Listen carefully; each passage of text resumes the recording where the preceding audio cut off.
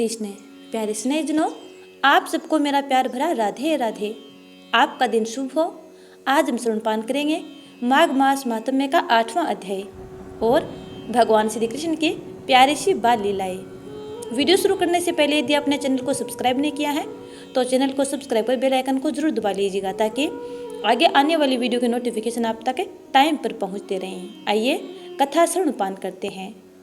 यमदूत कहने लगा कि तुमने बड़ी सुंदर वार्ता पूछी है, यद्यपि मैं पराधीन हूँ, फिर भी तुम्हारे स्नेहवश अपनी बुद्धि के अनुसार बतलाता हूँ।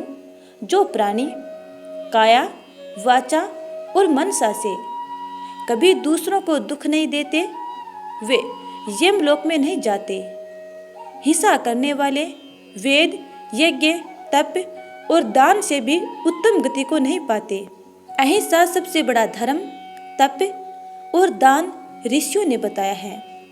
जो मनुष्य जल या पृथ्वी पर रहने वाले जीवों को अपने भोजन के लिए मारते हैं, वे काल सूत्र नामक नरक में पड़ते हैं और वहां पर अपना मांस खाते हैं और रक्त पीप पान करते हैं तथा पीप की कीच में उनको कीड़े काटते हैं। हिंसक जन्मांध, काने, कुबड़े, लूले, लंगड़े, दरिद्र और अंगहीन होते हैं। इस कारण इस लोक तथा परलोक में सुख की इच्छा करने वाले को काया, वाचा तथा मन में दूसरों का द्रोह नहीं करना चाहिए। जो हिंसा नहीं करते उनको किसी प्रकार का भय नहीं होता। जिस तरह सीधी और टेढ़ी दोनों प्रकार की बहने वाली नदियां समुद्र में मिल जाती हैं, वैसे ही सब धर्म अहिंसा में प्रवेश कर जाते हैं। ब्रह्मचारी, गृहस्थ, वानप्रस्थी तथा यति सभी अपने अपने धर्म का पालन करने और जितेंद्रिय रहने से ब्रह्मलोक को प्राप्त करते हैं। जो जलाशय आदि बनाते हैं और जो सदैव 5 यज्ञ करते हैं, वे यमपुरी में नहीं जाते। जो इंद्रिय के वशीभूत नहीं है, वेदवादी और नित्य ही अग्नि अर्थात हवन आदि का पूजन करते हैं, वे स्वर्ग को जाते हैं। युद्ध भूमि में जो सूरवीर मर जाते हैं, वे सूर्यलोक को प्राप्त होते हैं। जो अनाथ, स्त्री, शरण में आए हुए तथा ब्राह्मण की रक्षा के लिए प्राण देते हैं, वे कभी स्वर्ग से नहीं लौटते। जो मनुष्य लूले, लंगड़े, वृद्ध, अनाथ तथा गरीबों का पालन करते हैं, वह भी स्वर्ग में जाते हैं। जो मनुष्य गौओं के लिए पानी का आश्रय करते हैं तथा कुआं, तालाब और बावड़ी बनवाते हैं, वे सदैव स्वर्ग में निवास करते हैं। जैसे जैसे जीव इनमें पानी पीते हैं, वैसे ही उनका धर्म बढ़ता है। जल से ही मनुष्य के प्राण हैं, इसलिए जो प्याऊ आदि लगाते हैं, वह अक्षय स्वर्ग को प्राप्त होते हैं। बड़े बड़े यज्ञ भी वह फल नहीं देते। जो अधिक छाया वाले वृक्ष मार्ग में लगाने से देते हैं। जो मनुष्य वृक्ष रोपण करता है, वह सदैव दानी और यज्ञ करने वाला होता है। जो अच्छे फल और अच्छी छाया वाले मार्ग के वृक्षों को काटता है, वह नरकगामी होता है। तुलसी का पौधा लगाने वाला सब पापों से छूट जाता है। जिस घर में तुलसी वन है, वह घर तीर्थ के समान है और उस घर में कभी यमदूत नहीं जाते। तुलसी की सुगंध से पितरों का चित्त आनंदित हो जाता है और वे विमान में बैठकर विष्णु लोक को जाते हैं। नर्मदा नदी का दर्शन, गंगा का स्नान और तुलसी दल का स्पर्श, यह सब बराबर बराबर फल देने वाले हैं। हर एक द्वादशी को ब्रह्मा भी तुलसी का पूजन करते हैं। रतन, सोना, फूल तथा मोती की माला के दान का इतना पुण्य नहीं जितना तुलसी की माला के दान का है। जो फल आम के 1000, और पीपल के 100 वृक्षों को लगाने से होता है, वह तुलसी के एक पौधे के लगाने से होता है।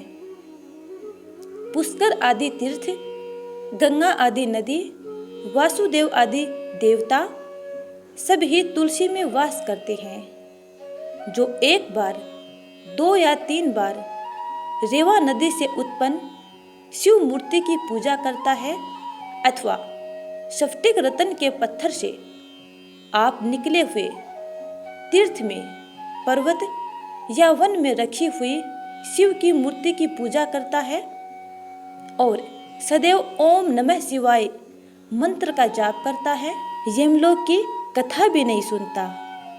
प्रसंग, शत्रुता, अभिमान से शिव पूजा के समान पापों को नष्ट करने वाला तथा कीर्ति देने वाला 3 लोक में और कोई काम नहीं है।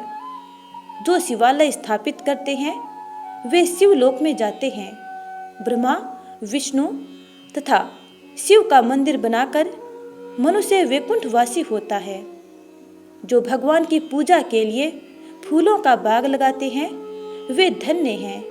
जो माता पिता, देवता और अतिथियों का सदैव पूजन करते हैं वे ब्रह्मलोक को प्राप्त होते हैं। अब सुनते हैं भगवान श्री कृष्ण की प्यारी सी बाल लीला। एक दिन भगवान श्री कृष्ण को निद्रा मगन देखकर माता यशोदा उनको एक छकड़े के नीचे लिटा गई ताकि बाहर आंगन में हवा लगती रहे और छकड़े की छाया के कारण बालक का धूप से बचाव भी होता रहे। वह यमुना स्नान के लिए चली गई। वहां उनका मन न लगा। वह तत्काल स्नान करके वापस आ गई। जैसे ही वे वापस आई, देखा कि छकड़ा उल्टा पड़ा है। उसका प्रत्येक भाग टूटा पड़ा है। पहिया अलग, जुआ अलग। वह घबरा कर दौड़ी। उनको भय लगा शायद किसी कारणवश छकड़ा उलट गया है। उनका लाल उसमें दब गया होगा। माता यशोदा के प्राण कंठ में आ गए। दौड़कर भंग हो गए छकड़े के पास आई। हठात अपने लाल को उसी प्रकार निद्रा मगन देखकर लपक कर उठा लिया और छाती से लगा लिया। उनकी आंखों से प्रसन्नता के कारण अश्रुधारा फूट पड़ी। वह अपना भाग्य को सराहने लगी। अगर बालक को कुछ हो जाता, वह बालक को इस प्रकार छकड़े के नीचे अकेला सुलाकर यमुना स्नान के लिए क्यों गई। वह पश्चाताप करने लगी। कितनी बड़ी भूल कर दी है। उनको ऐसा नहीं करना था। बालक को कुछ हो गया होता तो। अभी वह अपने को संभाल भी नहीं पाई थी कि कासाय वस्त्रधारी नंद आ गए। छकड़े की दशा देखकर चौंक गए। पूछा, अरे छकड़ा इस प्रकार टुकड़े टुकड़े होकर कैसे पड़ा है। अतएव दोनों भगवान की लीला को न जान सके। वास्तव में कृष्ण का वध करने के लिए कंस द्वारा भेजा गया असुर सक्टासुर आया था। वह सदा छकड़ों में प्रवेश कर अपने शत्रु की हत्या करने में निपुण था। निद्रा मगन भगवान श्री कृष्ण को एकदम उपयुक्त स्थान पर पाकर उसने अपने कौशल का प्रदर्शन किया। वह तत्काल छकड़े में प्रवेश कर गया। वह टूटकर कृष्ण के ऊपर गिरकर उसके प्राण हरने वाला था कि भगवान श्री कृष्ण ने अपना पैर मारकर उसको उछाल दिया। जब वह धरती पर गिरा तो चूर चूर हो गया। सक्टासुर की हड्डी पसली बराबर हो गई। भगवान कृष्ण के हाथों उसके जीवन का अंत होने के कारण यमराज ससमान उसको स्वर्ग ले गया। उसे मोक्ष पद प्राप्त हो गया। भगवान पापियों का नाश करते हैं। भगवान के हाथों मारे जाने वाले तमाम पापी स्वर्ग को प्राप्त होते हैं। तो प्यारे स्नेहितनों, ये था माघ मास मातम में और भगवान श्री कृष्ण की प्यारी सी बाल लीला। उम्मीद करती हूँ कि आपको ये कथा अच्छी लगी है। यदि अच्छी लगी है तो लाइक कमेंट कर देना और अगले अध्याय का इंतजार करना। तब तक के लिए जय श्री राधे।